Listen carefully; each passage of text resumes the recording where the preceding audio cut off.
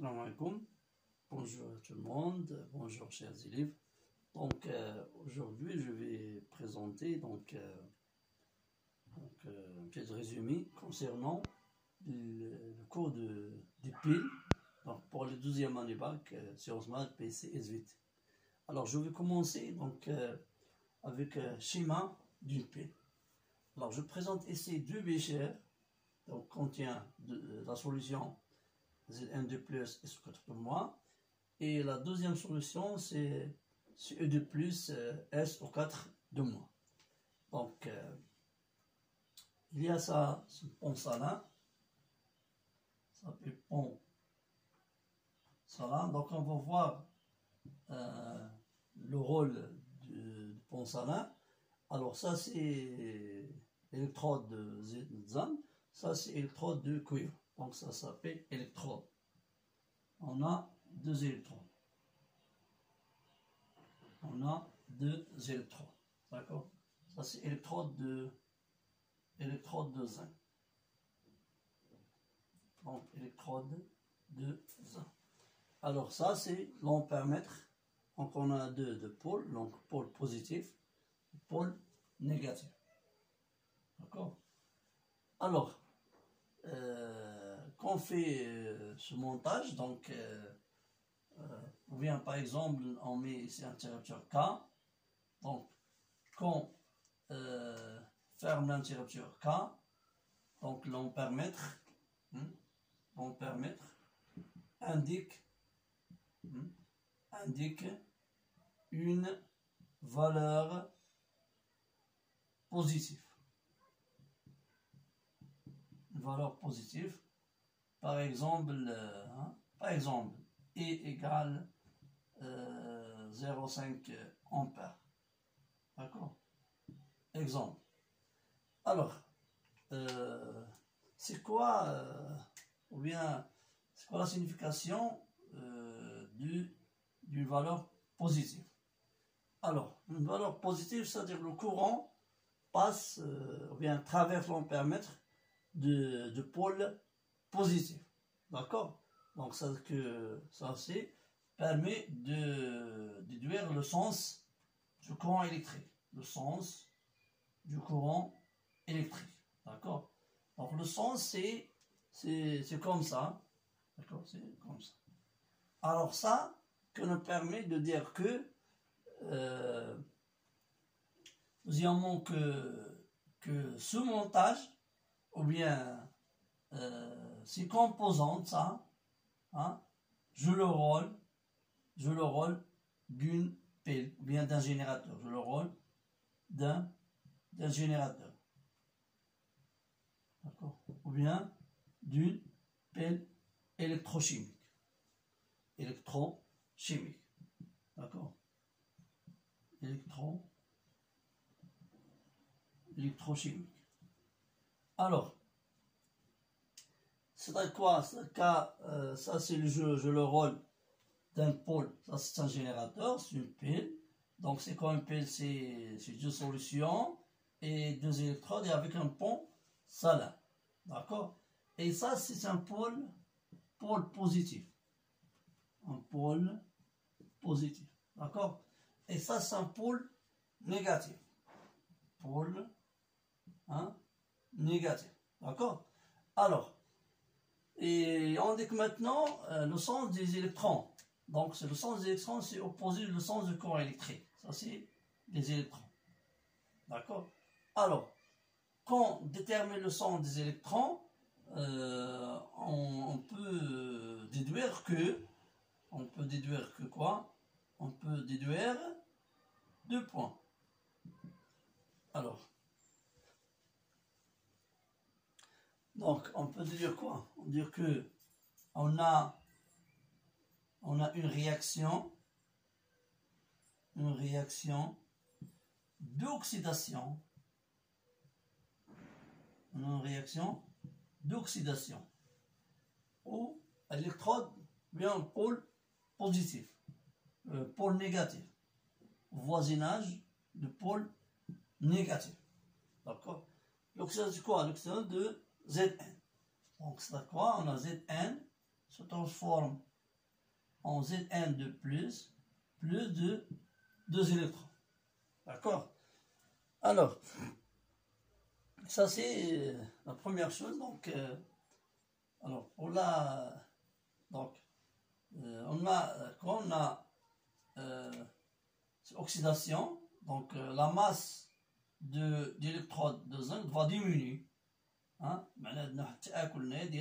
Donc, c'est quoi? On a la production de Zn de plus. Alors, le nombre des cations ici va augmenter. D'accord? Le nombre des cations va augmenter.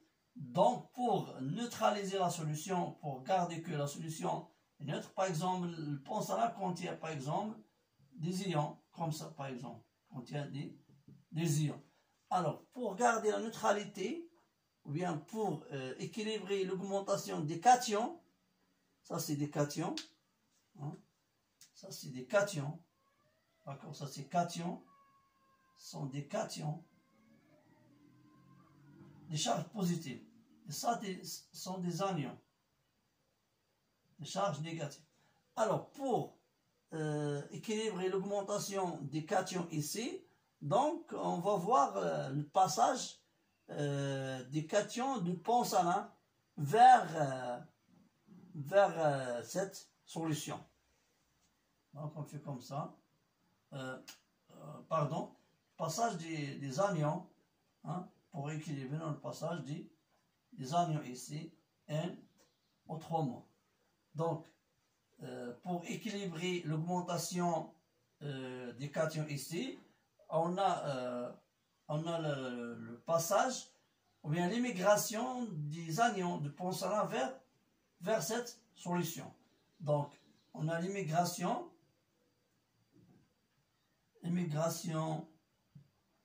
des anions vers électrode de Zn. Alors, ça s'appelle anode. Ça s'appelle quoi? Ça s'appelle anode. Donc, on a trois mots ici. On a pôle, on a oxydation, voisinage de pôle négatif qui s'appelle anode. Oxydation, anode.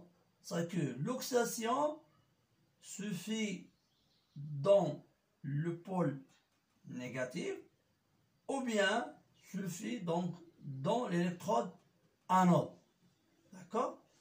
Et d'autre côté, donc d'autre côté, on a quoi? D'autre côté, on a l'inverse de ça. On a l'inverse de ça. Je le mets parallèlement ici.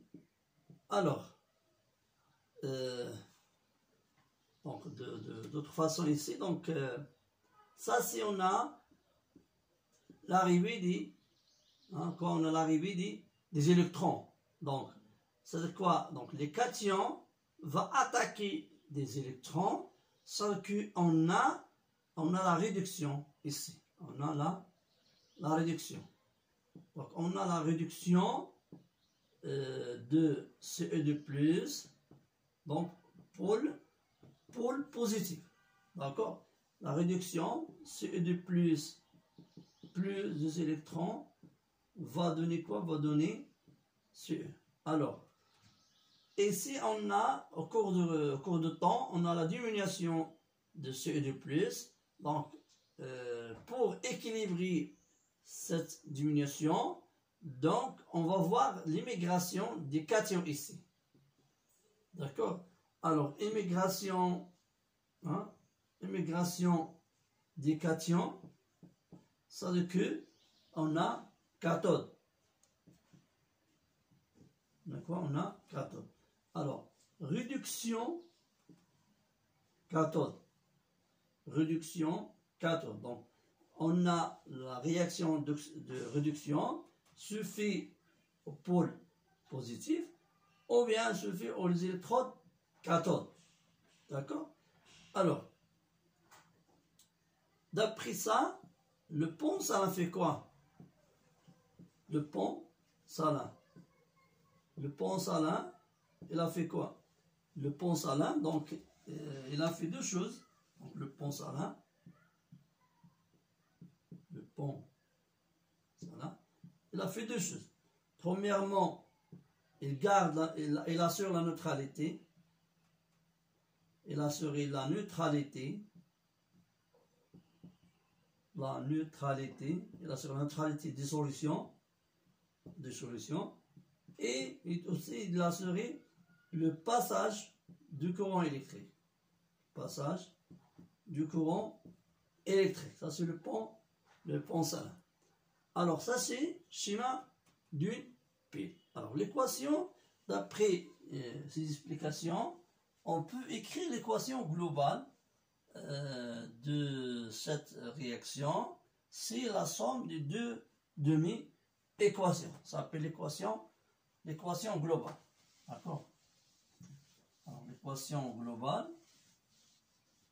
Alors, l'équation globale Zn plus CE2 plus va donner Zn2 plus CE2 plus. CE. Alors, ça c'est l'équation globale. D'accord? Ça c'est l'équation globale. L'équation globale de réaction. Alors, donc on peut donner le schéma conventionnel. Donc le schéma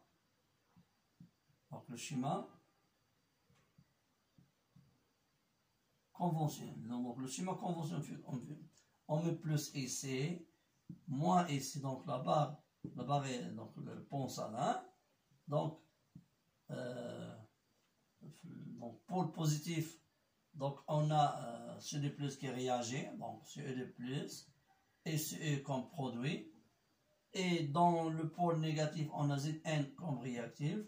Et le produit, c'est Zn2+. D'accord? Alors ça, c'est le schéma conventionnel. Ça, le schéma d'une pile. Ça, c'est le schéma conventionnel. Alors, il y a une autre façon de dire quoi? Donc, par exemple, on n'a pas ici un ampèremètre qui affiche des valeurs, mais je veux savoir les réactions qui s'effectuent donc à côté de chaque électron. Alors par exemple, on a cette équation, donc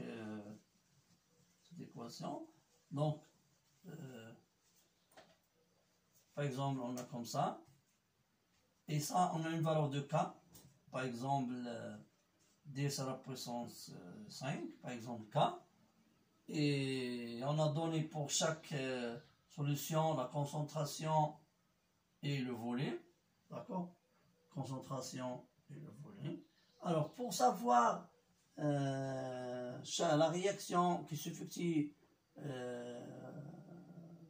au voisinage de chaque électron, donc il faut déterminer le sens d'évolution de cette réaction. Alors, pour savoir le sens d'évolution de cette réaction, il faut comparer donc QR initial et K. D'accord?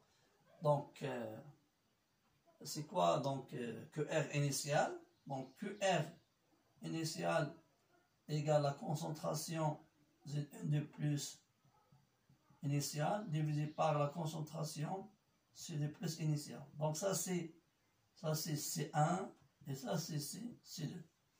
D'accord? Alors, si par exemple QR initial, par exemple, supérieur à K, alors le sens de réaction, c'est le sens inverse. C'est à quoi? C'est-à-dire que c'est-à-dire que CE2+, Zn2+, plus CE va donner Zn plus CE2+. D'accord?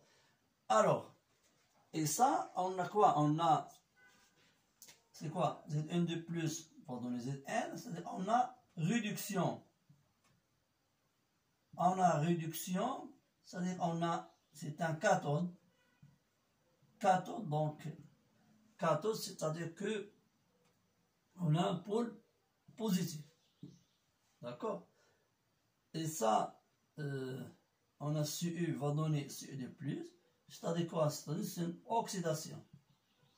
Donc, oxydation, c'est-à-dire quoi? C'est-à-dire anode. Oxydation, c'est-à-dire anode. D'accord? Anode. Donc, c'est-à-dire on a un pôle négatif. Donc, on peut maintenant, d'après ça, on peut donner, donc schéma conventionnel de cette pile. D'accord? Donc, elle reste dans la deuxième partie, Inch'Allah, de voir la relation donc, entre le courant électrique ici, et la durée de fonctionnement. Donc, je vais citer ici. Donc, après, on va le voir, Inch'Allah. Donc, on a quoi? On a le courant électrique et la durée de fonctionnement et quoi? Et donc, et la quantité de matière des électrons échangés. Ou bien, en général, la quantité de matière des espèces chimiques. En général. D'accord? On va voir, par exemple, comment calculer delta T à partir de I et de N, ou bien comment calculer à partir de delta T et N. Donc, on va traiter, par exemple, dans la deuxième partie, donc un exercice. Donc, pour bien expliquer donc, ces relations. Alors, merci beaucoup, chers élèves. Donc, si vous avez des questions, vous pouvez les lire dans les commentaires.